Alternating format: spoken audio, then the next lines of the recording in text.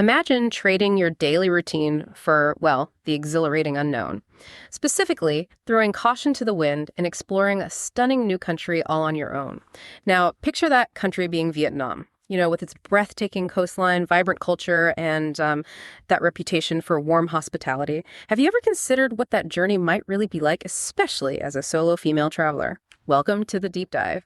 Today, we're plunging into a firsthand account of someone who embraced exactly that adventure, navigating Vietnam's incredible coast as a solo female traveler. Our mission really is to move beyond the glossy travel brochures. We want to extract the unfiltered truth, the surprising nuances, and honestly, the pure joy found in discovering Vietnam on one's own terms. We'll bring you those unique insights and key takeaways to make you feel truly well-informed about this particular travel experience.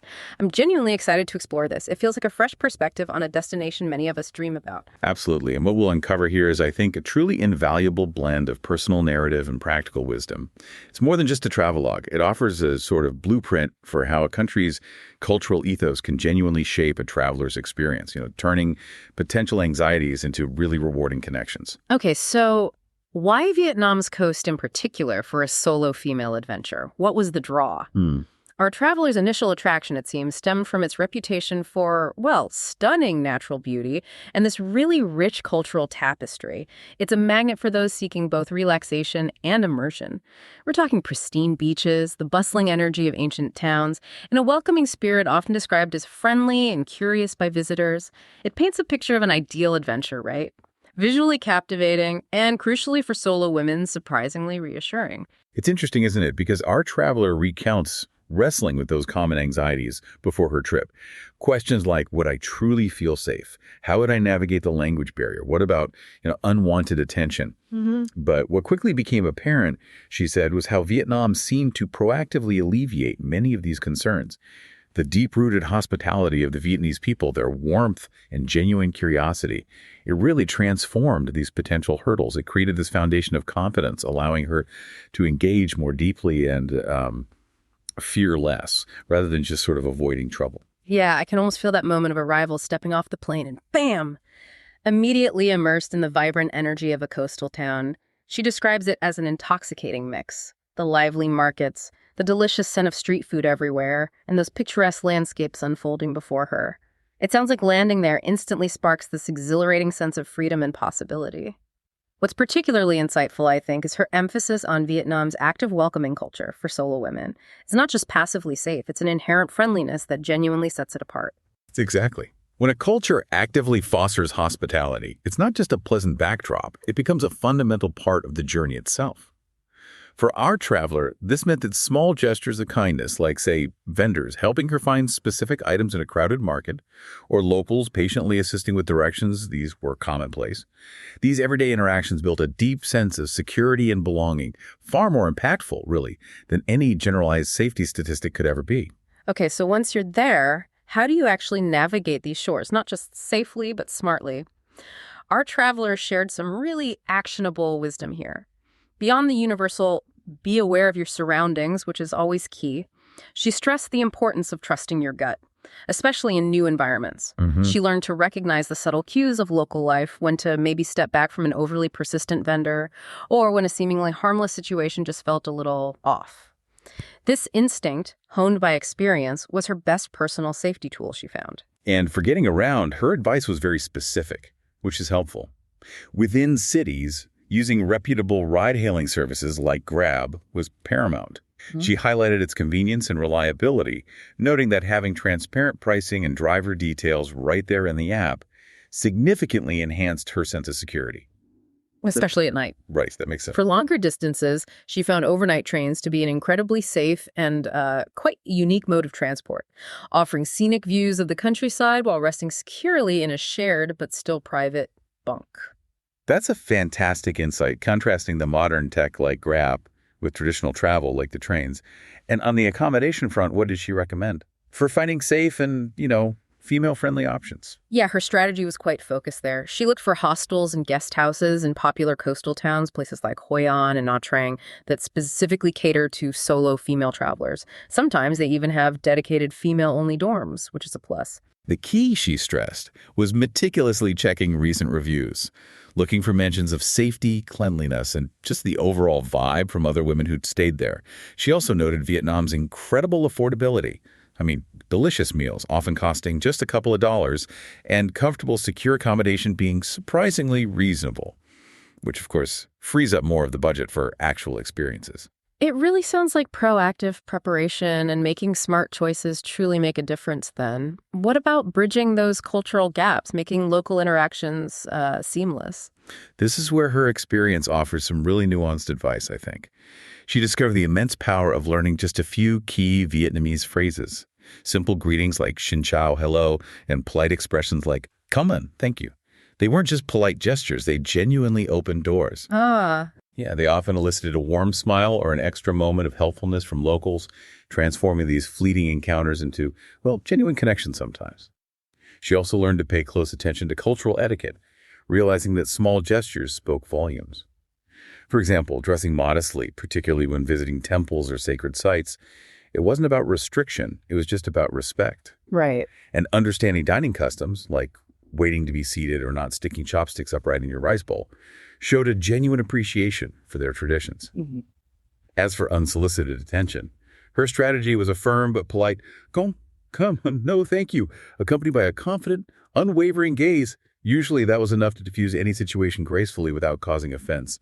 It's all about that empowered and respectful navigation, really. I really appreciate that level of detail. It makes the practical advice so much richer. Okay, so with those practicalities covered, let's shift focus a bit. Let's talk about the sheer beauty and, frankly, the deliciousness that truly defines Vietnam's coast. Our traveler made it a point to seek out hidden gems, didn't she? Beyond the well-trodden tourist path. Indeed, she did. She painted these vivid pictures of places like Bai Shep, which is a tranquil fishing village near Quy Nhon. It wasn't just peaceful. She described mornings watching local fishermen mend their nets on these vibrant blue boats, followed by lunches of incredibly fresh seafood caught just hours before. Wow. This created a really profound sense of local life and connection, much more than just a pretty view. Another discovery was Ho Coc Beach, a lesser-known spot.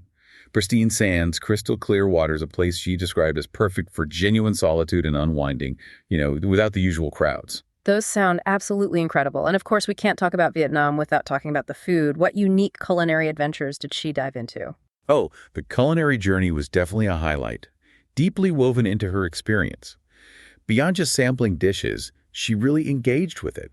She joined a vibrant street food tour in Hoi An, and an immersive experience where she sampled everything from freshly rolled spring rolls bursting with herbs to perfectly crispy banh mi sandwiches. Banh mi. Exactly. All while connecting with other travelers and local vendors, which adds another layer.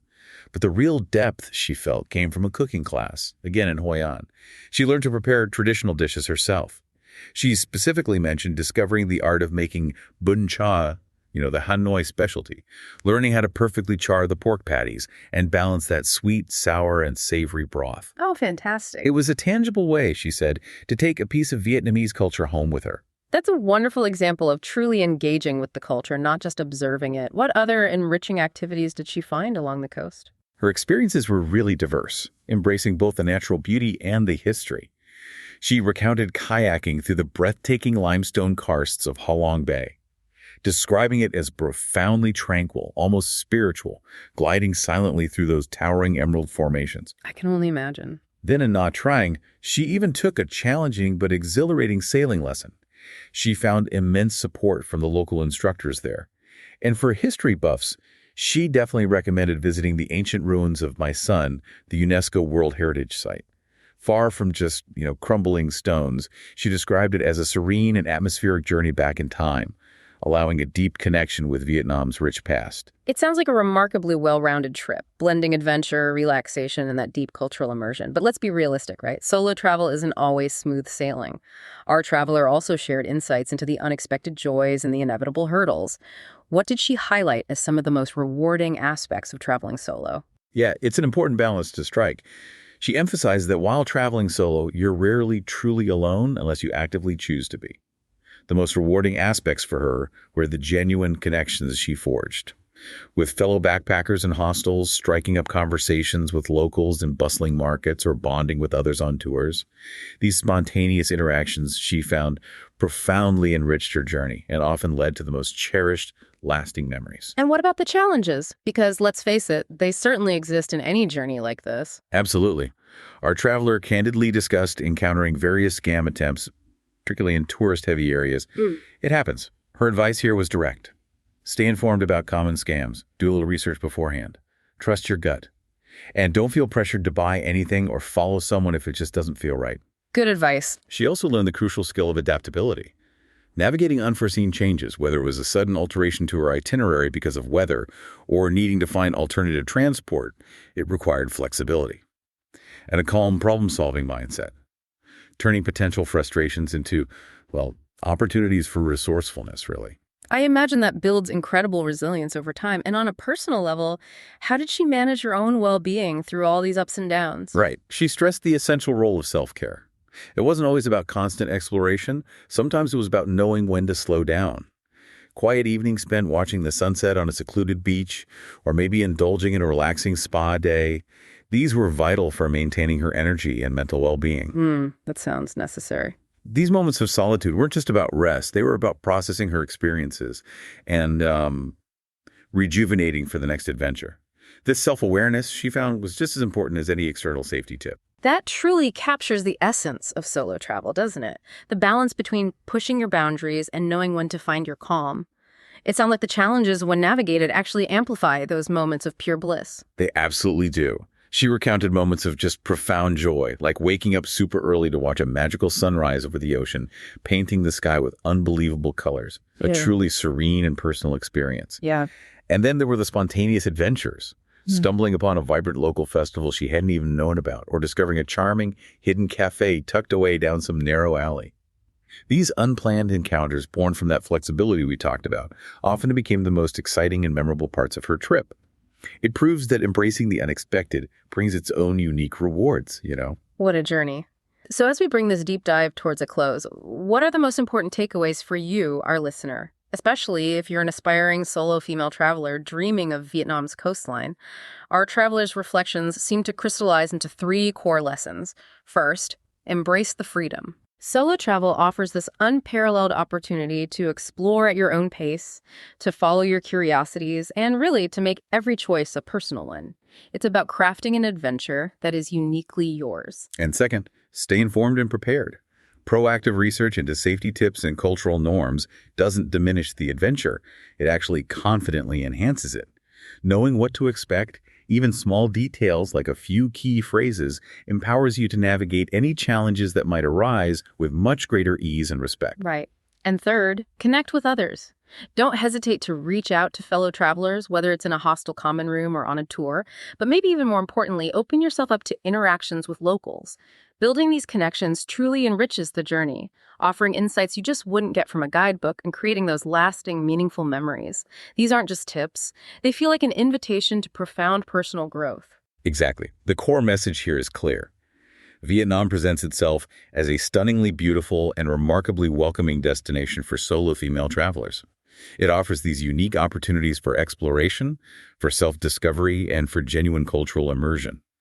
And hopefully, these insights can empower you to embrace your own independent adventures, whether that's actually to Vietnam or maybe somewhere closer to home. We really hope this deep dive has given you a shortcut to being well-informed and perhaps ignited or maybe fanned your own wanderlust for Vietnam. Now, here's something to ponder. How much of travel is really about finding yourself, far beyond just visiting new places? The act of immersing oneself in a new culture, facing challenges head-on, and embracing those unexpected moments, it can be a profound journey of self-discovery that changes you long after you've returned home. What do you think? That's a great point. And remember, knowledge is most valuable when it's understood and actually applied. There's always more to learn, and engaging with multiple perspectives truly enriches understanding. If you're eager to explore more about Vietnamese culture, its incredible food, or even global citizenship, you might find resources like A Bus on a Dusty Road insightful. They have articles like Vietnamese Culture, Deep Dive into Vietnam's Culture, another one called What Makes Vietnamese Food So Delicious, and even one on the Vietnamese bun cha food dish. We definitely encourage you to reflect on your own potential independent adventures and consider the transformative power of just venturing into the unknown.